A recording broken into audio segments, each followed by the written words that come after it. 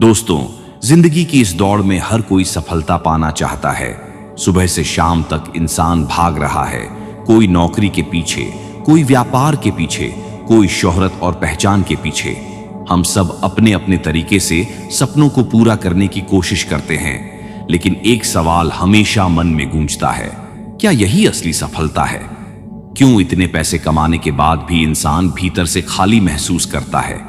क्यों नाम और शोहरत पाने के बाद भी बेचैनी खत्म नहीं होती?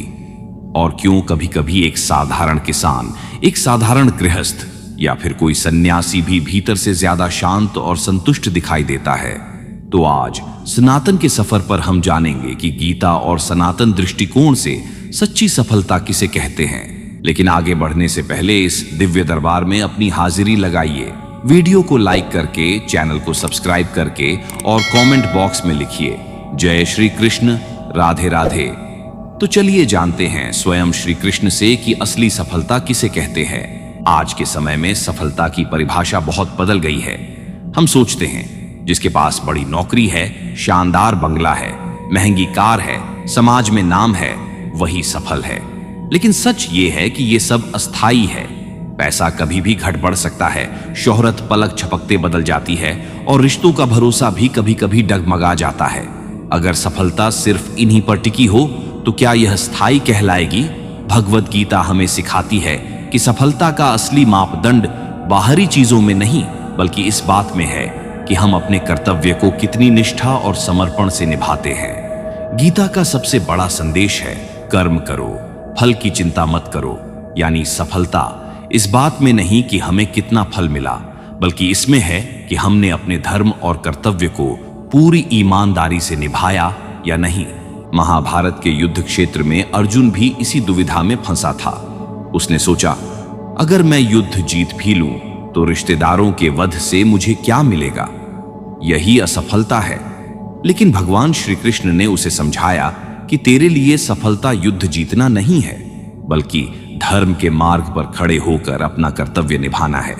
अर्जुन ने जब यह समझा, तभी वह सच्चे अर्थों में सफल हुआ। सफलता का मतलब है भीतर की शांति। सोचिए, अगर आपके पास करोड़ों रुपए हैं, लेकिन रात को नींद नहीं आती, मन हमेशा चिंता और डर से घिरा रहता है, तो क्या यह सफलता है? दूसरी ओर, अगर कोई इंसान साधारण जीवन जी रहा है, लेकिन संतोष और प्रेम से भरा है, तो वही वास्तव में सफल है। आज हम सफलता को दौलत और नाम से जोड़कर देखते हैं, लेकिन गीता का नजरिया अलग है। असली सफलता वही है जब इंसान जीत और हार, लाभ और हानि, सुख और दुख, इन सबको एक समान दृष्टि से देख सके। जब जीत मिले तो अहंकार न बढ़े और जब हार मिले तो आत्मा टूटे नहीं। ये समत्व ही सफलता का असली रूप है। सफलता का संबंध सुख से भी नहीं है, क्योंकि हर सफल व्यक्ति सुखी नहीं होता, लेकिन हर सुखी व्यक्ति किसी न किसी रूप में सफल जरूर होता है। आज आप देख सकते हैं कितने लोग बड़ी पोस्ट पर हैं, करोड़ों कमा रहे हैं, लेकिन दवाइयों और तनाव के सहारे जीते हैं। वहीं कोई किसान, कोई शिक्षक या कोई साधक साधारण जीवन जीते हुए भी भीतर से संतुष्ट और आनंदित रहता है।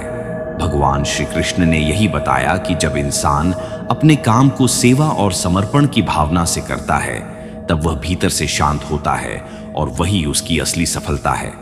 पिता अगर अपने बच्चों की जिम्मेदारी निभाता है तो वह सफल है। माँ अगर अपने परिवार को प्रेम और त्याग से संभालती है तो वही सफलता है। विद्यार्थी अगर निष्ठा से पढ़ाई करता है तो वही सफलता है। राजा अगर प्रजा के हित में शासन करता है तो वही सफलता है। सफलता का असली सार है कर्तव्य का पालन,